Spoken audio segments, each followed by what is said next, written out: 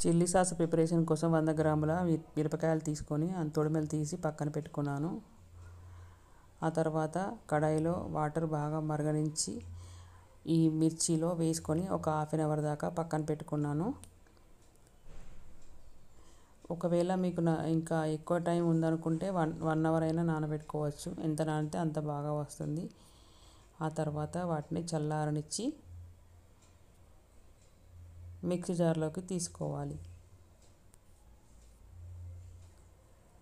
Mixie జార్లో ఒక పావు టేబుల్ స్పూన్ ఉప్పు, పావు టేబుల్ స్పూన్ షుగర్, ఒక హాఫ్ కప్ వాటర్ వేసి ఇలా మిక్సీ పట్టుకోవాలి. ఆ తర్వాత కడాయిలో ఒక హాఫ్ టేబుల్ స్పూన్ ఆయిల్ వేసి అందులో చిన్న చిన్నగా కట్ చేసిన వెల్లుల్లి ముక్కలు వేసి కలపాలి. ఆ తర్వాత ఈ చిల్లీ సాస్ను అందులో వేసుకొని ఇంకొంచెం వాటర్ అంటే ఒక హాఫ్ కప్ కొంచెం తక్కువ వాటర్ యాడ్ చేసి బాగా ఇలా కలుపుతూ ఉండాలి. అయితే ఇది కొంచెం కారం ఉందండి మిర్చి, సో నేను షుగర్ వాడకుండా బెల్లం వేసాను. ఎందుకంటే మధ్యలో ఒక టేబుల్ స్పూన్ వెనిగర్ కూడా వేసాను.